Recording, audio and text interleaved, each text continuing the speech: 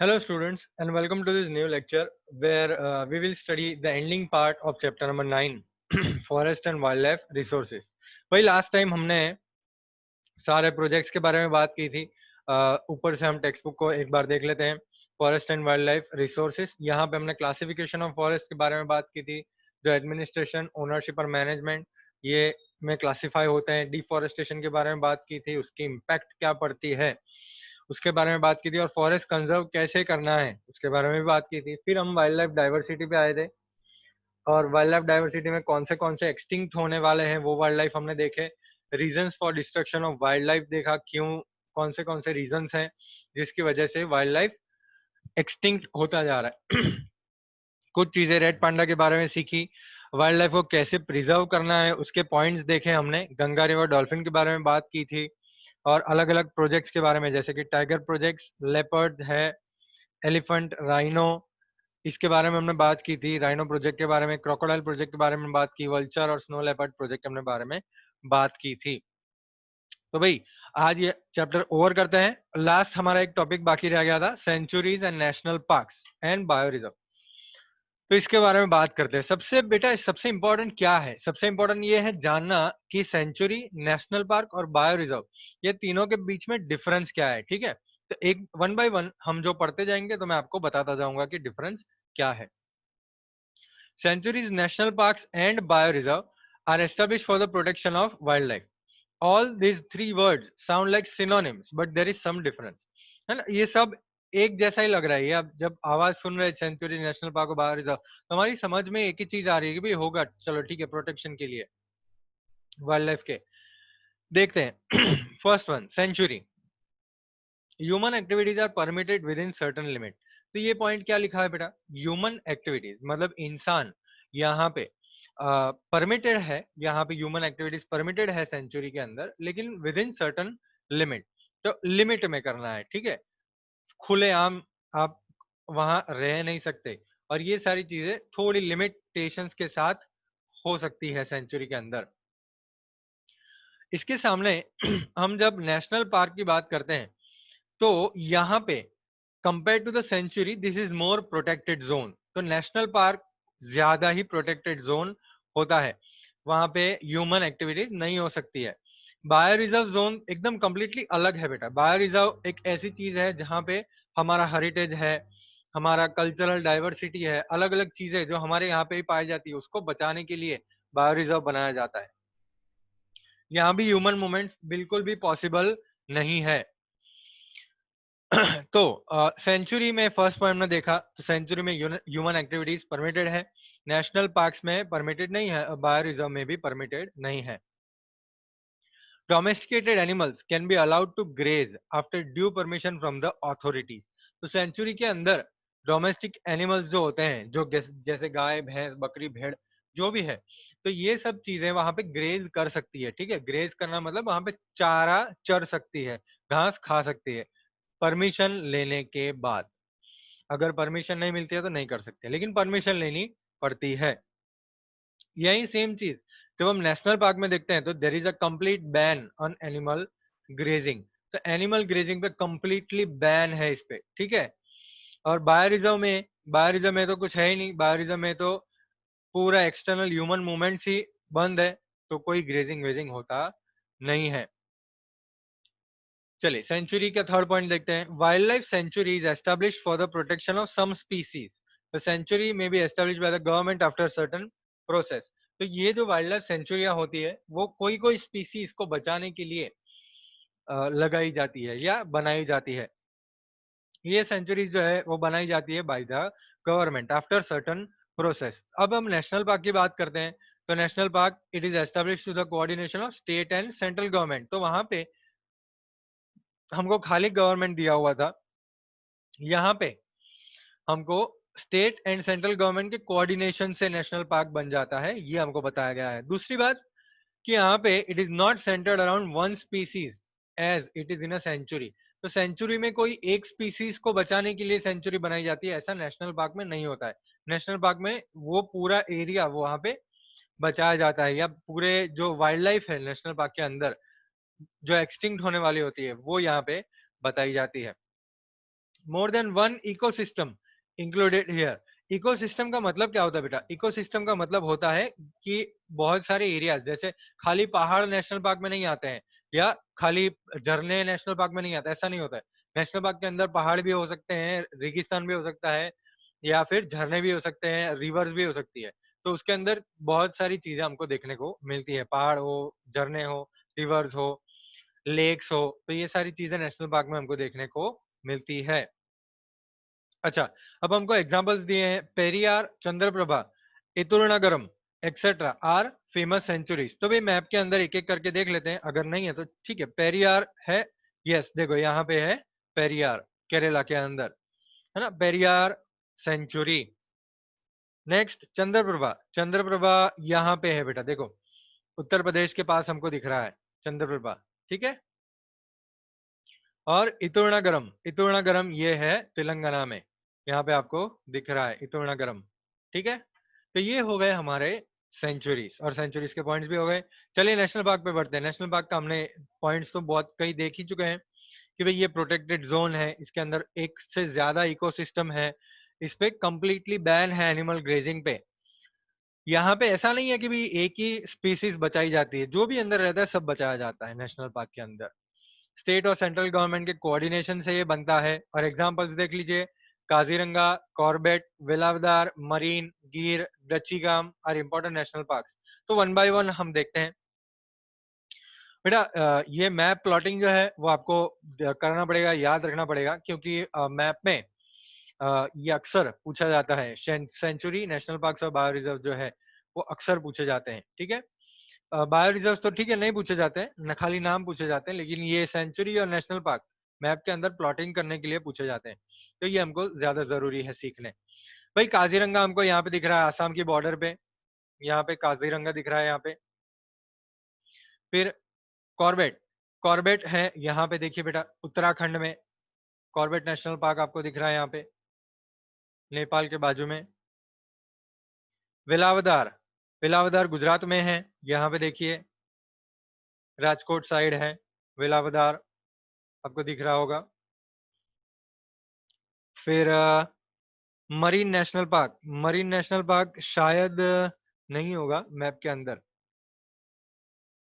ठीक है कोई दिक्कत नहीं, हमको याद रखना है मरीन नेशनल पार्क, ठीक है। ओके, फिर ये है गिर, गिर तो हमको मालूम ही है भाई कहाँ पे है, ये रहा गिर, जूनागढ़, जूनागढ़ गिर। ये रहा बेटा मरीन नेशनल पार्क, यहाँ पे हमको दिख रहा है, चलो मिल गया। मरीन नेशनल पार्क गुजरात की बॉर्डर पे है, पोरबंदर के पास मरीन नेशनल पार्क, ठीक है। और ये रहा गिर। डचीगाम, डचीगम कहाँ पे है देखिए, अच्छा डचीगम नहीं दिया हुआ है, ठीक है। डचीगम नेशनल पार्क, अच्छा है जम्मू एंड कश्मीर में है, देखिए जम्मू एंड कश्मीर में हमको डचीगम नेशनल पार्क दिख रहा है,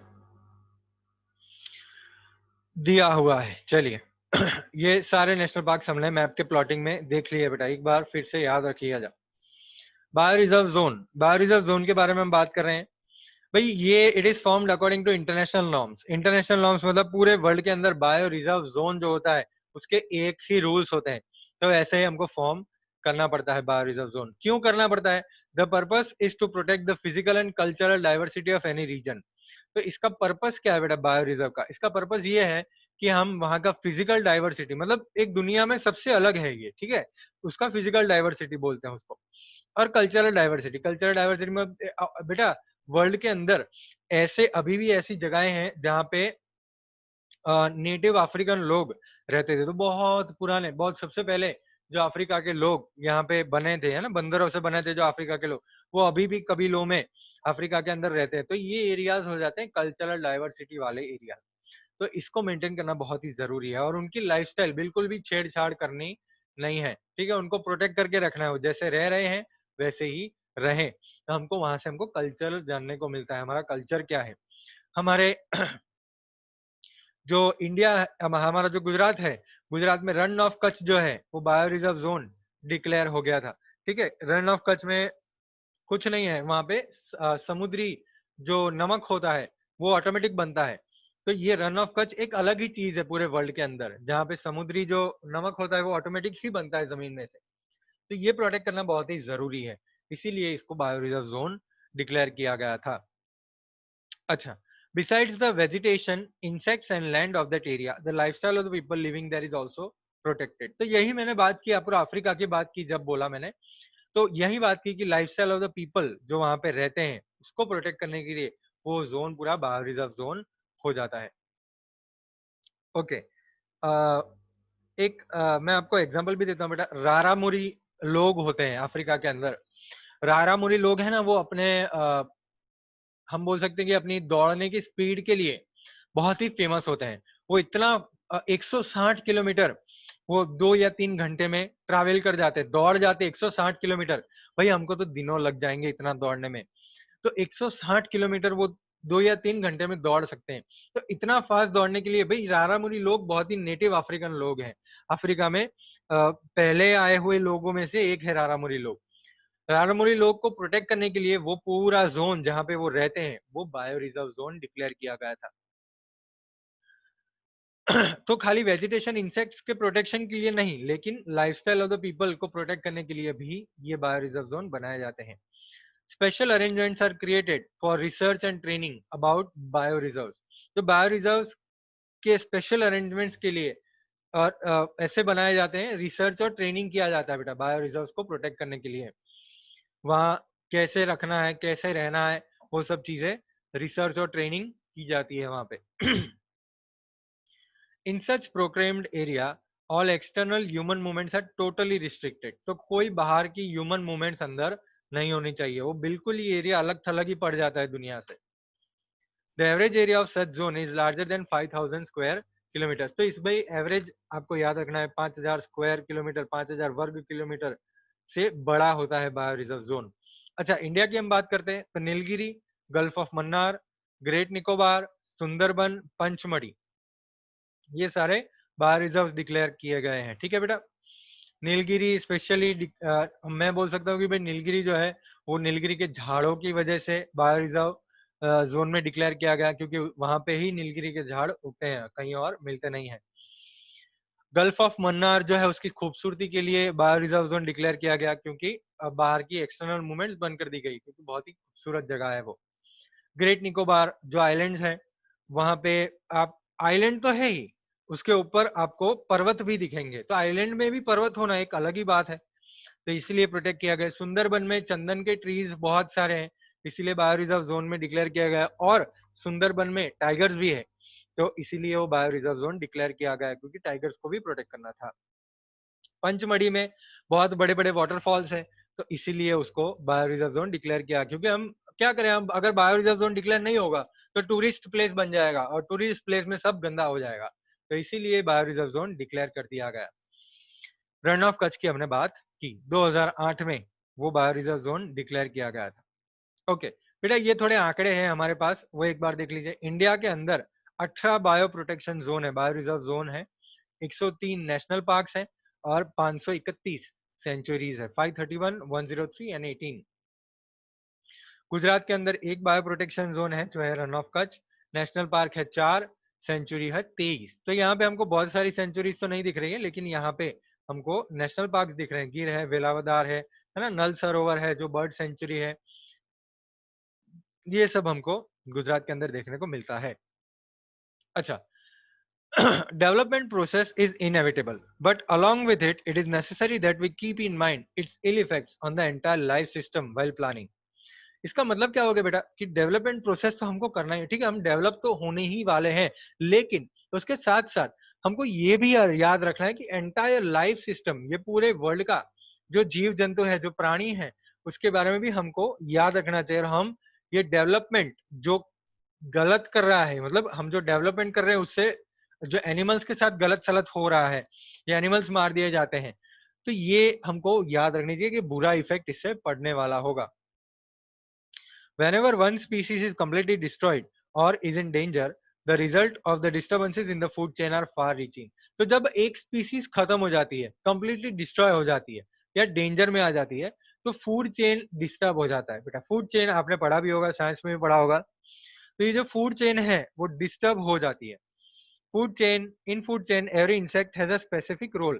फूड चेन के अंदर जो भी इंसेक्ट होता है उसका स्पेसिफिक रोल होता है ना, उसकी उसकी लाइफ, या हम बोल सकते हैं कि भी उसकी स्पीसीज जो काम करती है वो काम और कोई नहीं कर सकता, तो वो फूड चेन के अंदर उसका एक स्पेसिफिक रोल होता है। जैसे हम बात करें कि भाई रैट है, ठीक है, तो रैट को बिल्ली मार देती है, तो ये फूड चेन हो गया। बिल्ली को कुत्ता मार देता है, ठीक है, कुत्ता को इंसान मार देते हैं, या कुत्ते को जंगल के अंदर हम देखने जाए तो शेर मार देता है, या कोई भी भेड़िया मार देता है, तो ये एक फूड चेन हो जाता है, ठीक है, फूड चेन हो जाता है। तो this is very much important, हर एक रोल इंपॉर्टेंट है। अगर कुत्ता ही नहीं रहा तो शेर क्या खाएंगे? If a life is lost the entire structure experiences disturbance. तो अगर कोई भी जिंदगी खत्म होती है तो पूरा स्ट्रक्चर जो होता है वो डिस्टरबेंस एक्सपीरियंस करता है, बिगड़ जाता है पूरा structure. If one species is removed the natural system break down. अगर एक स्पीसीज खत्म हो जाती है तो नेचुरल सिस्टम जो है वो टूट जाता है भाई, इन द लॉन्ग रन, लंबे समय में। These effects reach man very late, hence we are not aware of it. तो ये इफेक्ट जो है वो इंसानों को बहुत बाद में पता चलती है, और हमको ये पता, मतलब पता ही नहीं चलता है हमको, हमारी लाइफ में पता ही नहीं चलता है कि इफेक्ट क्या कर रहा है। Those environmental dangers which we are following are the result of carelessness developed before decades। तो ये environmental dangers जो अभी हम महसूस कर रहे हैं, या जो अभी हम केयरलेसनेस, पहले की जो केयरलेसनेस थी, पहले लोग बिल्कुल भी ध्यान नहीं रखते थे, उसकी वजह से हमको आज सफर करना पड़ता है। तो ये बहुत सालों के बाद, डिकेड्स होता है 10 साल, 10 सालों के बाद हमको पता चलता है कि जो इंसान ने गलती की थी उसकी जो अ, सजा भुगतनी पड़ती है वो बाद में उसके जनरेशन को भुगतनी पड़ती है। तो ये बहुत ही ध्यान रखना है। If we have a plan development there will not be any problem. तो भाई हम अगर प्रॉपर प्लानिंग के साथ डेवलपमेंट करते हैं तो ठीक है, तो हमको कोई भी प्रॉब्लम नहीं होगा। Friendly approach with the environment is the need of present day. भाई आज हमारे एनवायरमेंट के साथ बहुत ही फ्रेंडली अप्रोच रहना बहुत ही जरूरी है, क्योंकि पहले के जमाने में जो ट्रीज कट होते थे, हंटिंग होता था, उसकी वजह से हमको आज इफेक्ट पड़ रहा है। अच्छा, बेटा थोड़ा सा हमको यहाँ पे डिटेल किया है हेनोथ्रो के बारे में, things to know. This animal lives in the arid and semi arid regions having alkaline forest and grassland, desert और सेमी डेजर्ट एरिया। हमको बिल्ली जैसी लग रही है ना? देखिए, ये एनिमल जो है वो एरिड, एरिड मतलब ड्राई, या सेमी ड्राई, मतलब हम बोल सकते हैं कि कच्छ का एरिया है, और नारायण सरोवर वाला एरिया है, थोड़ा राजस्थान वाला एरिया है, तो यहाँ पे ये एनिमल पाए जाते हैं। Having alkaline forest and grassland, desert or semi-desert area. It lives in the greater and smaller run of Kutch of Gujarat, Bani and in Narayan Sarovar centuries। तो ये सेंचुरीज में कहाँ कहाँ देखने को मिलते हैं? ग्रेटर और स्मॉलर रन ऑफ कच्छ में देखने को मिलते हैं गुजरात के अंदर, बन्नी और नारायण सरोवर सेंचुरी के अंदर हमको देखने को मिलते हैं। It can be identified as it is slightly taller than the fox, fox से थोड़े बड़े होते हैं। हैज फ्लैशी राउंड माउथ, उसका जो माउथ होता है वो राउंड शेप का होता है, आप देख सकते हैं पिक्चर के अंदर। And has high year, high मतलब ऊंचे ऊंचे ईयर्स है, देखो कितने बड़े ईयर्स है उसके। It hunts smaller birds and animals, it existence can be known by it's footprints, उसके फुटप्रिंट से हमको पता चलता है कि ये एग्जिस्ट करता है। स्मॉलर बर्ड्स और एनिमल्स ये खाता है। अच्छा बेटा, डुगांग जो है वो बहुत ही स्पेशल चीज है। This is an aquatic animal, it is seen in very small numbers along the western sea coast of India. तो western sea coast of India जो है, वेस्टर्न सी कोस्ट मतलब कौन सा वाला पार्ट? अरे अरेबियन सी वाला पार्ट, तो वो हो जाता है हमारा वेस्टर्न सी कोस्ट। तो यहाँ पे बहुत ही कम नंबर्स में ड्यूगैंग हमको देखने को मिलते हैं। East Africa, south east Asian sea coast and northern coast of Australia, यहाँ पे हमको देखने को मिलते हैं। ईस्ट अफ्रीका मतलब अफ्रीका का हमारी साइड वाला part. South east Asia, south east मतलब मलेशिया, ये वाला पार्ट, मलेशिया इंडोनेशिया वाला पार्ट। और northern coast of Australia, Australia के ऊपर वाला पार्ट, इंडोनेशिया के नीचे वाला पार्ट, यहाँ पे देखने को मिलते हैं।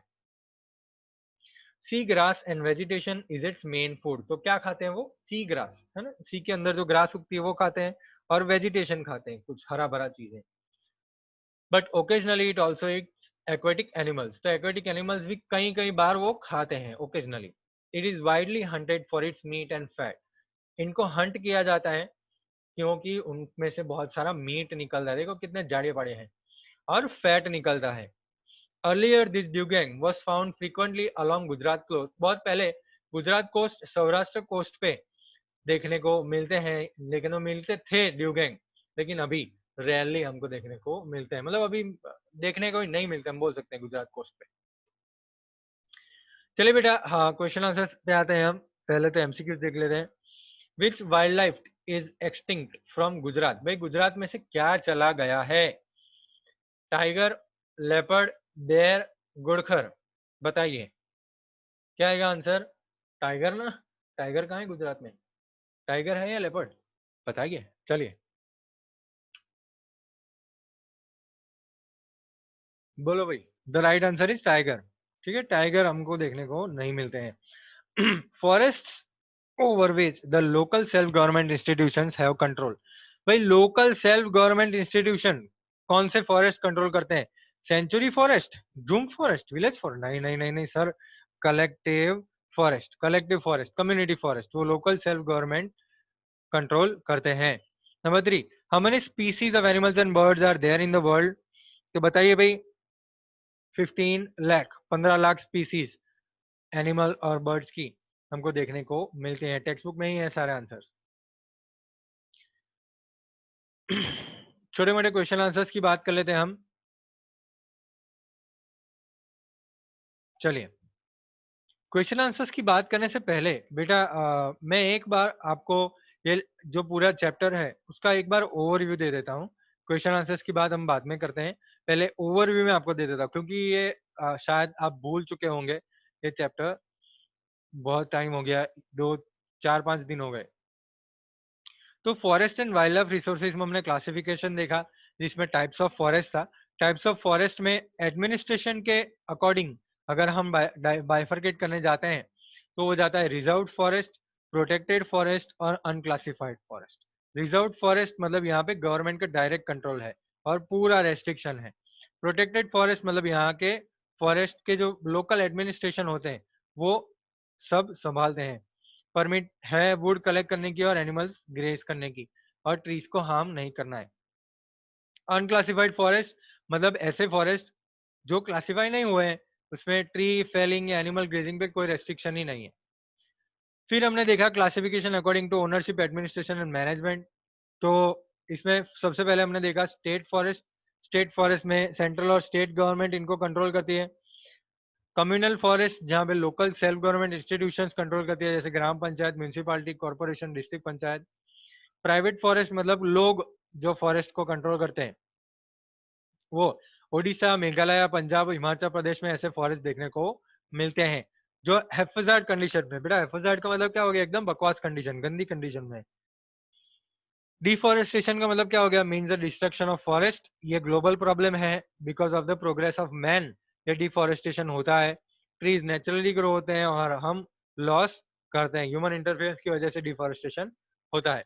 बहुत ही बड़ा इफेक्ट पड़ता है भाई, फॉरेस्ट का सॉइल इरोड हो जाता है डिफॉरेस्टेशन से, हमको गर्मी ज्यादा लगती है, ग्रीन हाउस इफेक्ट बढ़ जाते हैं, कार्बन डाइऑक्साइड हवा में बढ़ जाता है, फार्म की फर्टिलिटी कम हो जाती है। ये असर जो है वो पेनिनसुलर इंडिया में ज्यादा देखने को मिला है। खाने और पानी के लिए एनिमल्स जो हैं वो भी अर्बन सेटलमेंट्स में घुस जाते हैं, मतलब अर्बन जगह में, यहाँ पे लैंड में जहाँ पे इंसान रहते हैं वहां पे घुस जाते हैं।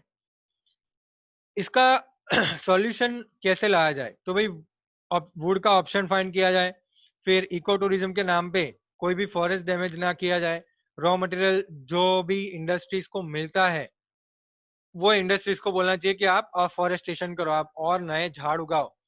पब्लिक अवेयरनेस प्रोग्राम्स किए जाने चाहिए। स्कूल और कॉलेजेस के सिलेबस में फॉरेस्ट के कंजर्व करने की स्ट्रेटेजीज रखनी चाहिए। सोशल फॉरेस्ट्री और एग्रो फॉरेस्ट्री डेवलप होनी चाहिए। फायरवुड की जगह पे सोलर एनर्जी या नेचुरल गैस हमको यूज करना चाहिए। फॉरेस्ट के जो भी रिसोर्सेस हैं उसको हमको बहुत ही कम यूज करना चाहिए। नेशनल लेवल पे एक फोर्स बनानी चाहिए जो आगो फॉरेस्ट फायर जो होता है उनको कंट्रोल कर सके। ट्रांसपोर्टेशन बढ़ने के कारण छोटी छोटी जगहों पे भी अब इंसान पहुंच सकता है, तो वहां पे गंदगी नहीं होनी चाहिए, वो ध्यान रखना चाहिए। वाइल्ड लाइफ डाइवर्सिटी के बारे में बात की तो 81251 स्पीसीज इंडिया में है, 15 लाख स्पीसीज पूरे वर्ल्ड में है। और ये सर जो नाम है ये आपको याद रखने पे, देखो, अफ्रीकन जरक, European wolf, wild goat, Kashmiri deer, elephant, gibbons, black bear, one horn rhino, different type of snake, peacock, घोरड़, hawk, kingfisher, flamingo, snow leopard Himalayas में दिखता है, रेड पांडा भी हिमालयाज में दिखता है। फिर क्योलादेव नेशनल पार्क, भरतपुर राजस्थान, नल सरोवर में बहुत सारे माइग्रेटरी बर्ड्स देखने को मिलते हैं। ओडिशा के कोस्ट पे टर्टल्स आते हैं, सी टर्टल्स। और किंग क्रोबरा भी हमको साउदर्न रेन फॉरेस्ट में देखने को मिलते हैं। जो वाइल्ड लाइफ एक्सटिंक्ट हो गए उसके बारे में बात किया कि भाई टाइगर जो है वो गुजरात से तो चले ही गए हैं, चीता तो इंडियन फॉरेस्ट से ही चला गया है, बर्ड स्पीसीज जो पहले दिखते थे वो अब नहीं दिखते हैं। नॉर्थ ईस्ट में चिलोत्रो बर्ड एक टाइम बहुत सारे दिखते थे लेकिन अब नहीं दिखते हैं। रीजन फॉर डिस्ट्रक्शन, तो भाई इंसान ही रीजन है। सबसे पहले तो ह्यूमन इंटरफेरेंस की वजह से वाइल्ड लाइफ एनिमल्स डेंजर में आ गए। फॉरेस्ट डिस्ट्रॉय होने की वजह से पूरा इम्बैलेंस हो गया। हंटिंग द एनिमल्स, हंटिंग की वजह से ये इंसान रिस्पॉन्सिबल है। फिर एक्सप्लॉइटेशन होने की वजह से, मिनरल्स माइनिंग करने से, प्रोजेक्ट्स सिटीज बनाने से वाइल्ड एनिमल्स को इफेक्ट होता है। घास चारा ग्रेजिंग करने से फॉरेस्ट को इफेक्ट होता है। नेचुरल हैबिटेट्स खत्म हो जाने से जो वाइल्ड एनिमल्स होते हैं वो इंसान के कांटेक्ट में आ जाते हैं और कभी कभार उनकी जिंदगी खतरे में पड़ जाती है। रेड पांडा के बारे में हमने देखा, ये रहा रेड पांडा के बारे में। कैसे प्रिजर्व करना है वो भी हमने देखा। गंगा रिवर डॉल्फिन के बारे में हमने बात की, वो हमको गंगा रिवर में मिलती है। चंबल रिवर्स में भी हमको देखने को मिलती है, वो आवाज करती है, सू सू आवाज करती है जब बाहर सांस लेने आती है। टाइगर प्रोजेक्ट्स के बारे में हमने देखा। एलिफेंट प्रोजेक्ट 1992, राइनो प्रोजेक्ट 2020 में उनका टारगेट है 3000 राइनो करने का। जो वन हॉर्न राइनो है वो प्रोजेक्ट उसके लिए किया गया है। क्रोकोडाइल प्रोजेक्ट देखा हमने, वल्चर प्रोजेक्ट देखा, स्नो लेपर्ड प्रोजेक्ट देखा जो हिमालय के 3000 मीटर्स पे हमको देखने को मिलते हैं। ये प्रोजेक्ट 2000 की साल में शुरू हुआ था। और बहुत सारे प्रोजेक्ट्स है, Kashmiri Hangul project, red panda project, sanctuary, national park और बायो रिजर्व, ये हमने आज देखा। नेक्स्ट लेक्चर में हम इनके क्वेश्चन आंसर्स की बात करेंगे और आगे बढ़ेंगे। चलिए, बाय बाय।